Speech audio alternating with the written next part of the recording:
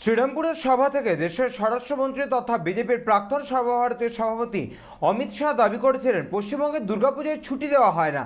তার সেই বক্তব্য নিয়ে ব্যারাকপুরের দলীয় কর্মসূচিতে যোগদান করতে এসে কটাক্ষে সুরে তৃণমূল কংগ্রেসের সর্বভারতীয় সাধারণ সম্পাদক অভিষেক বন্দ্যোপাধ্যায় বলেন, পশ্চিমবঙ্গে গত বছর দুর্গাপূজায় 10 দিন ছুটি দেওয়া হয়েছিল।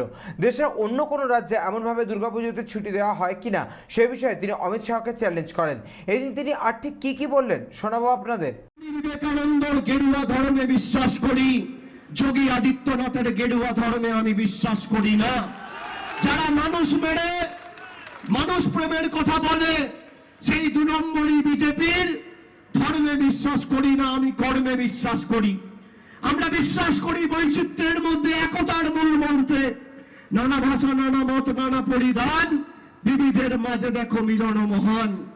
একদিকে আমরা বলছি সমাজকে এক করে, মানুষকে ঐক্যবদ্ধ করে সমাজকে আরো শক্তিশালী করব, আর একদিকে বিজেপি বলছে ডিভাইড অ্যান্ড রুল।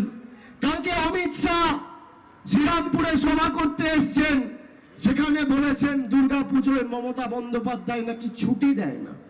5 বছর আগে এসে বলতো বাংলায় দুর্গাপুজো হয় না, আর এখন এসে বলছে দুর্গাপুজোয় ছুটি দেয় না। গত বছর 2023 সালে সপ্তমী ছিল 20 তারিখ, আর আমাদের সরকার ছুটি দিয়েছিল 18 তারিখ থেকে 27 তারিখ, 10 দিন। আমি অমিত শাহকে বলবো যে আপনি 17টা রাজ্যে ক্ষমতায় রয়েছেন, আপনি যদি দেখাতে পারেন বাংলার থেকে বড় ভাবে আপনি দুর্গাপুজো কোন রাজ্যে পালন করতে আপনার কোন রাজ্য সরকার সদর্থক ভূমিকা পালন করেছে, বা আমরা 10 দিন ছুটি দিয়েছি আপনি তার জায়গায় কোন রাজ্য সরকারে আপনার কোন মুখ্যমন্ত্রী 11 দিন ছুটি দিয়েছে, আমি রাজনীতিতে পা রাখবো না, এত বড় কথা বলে দিয়ে যাচ্ছি। ব্যারাকপুর থেকে শওকত গঙ্গোপাধ্যায়ের রিপোর্ট, চ্যানেল 24/7।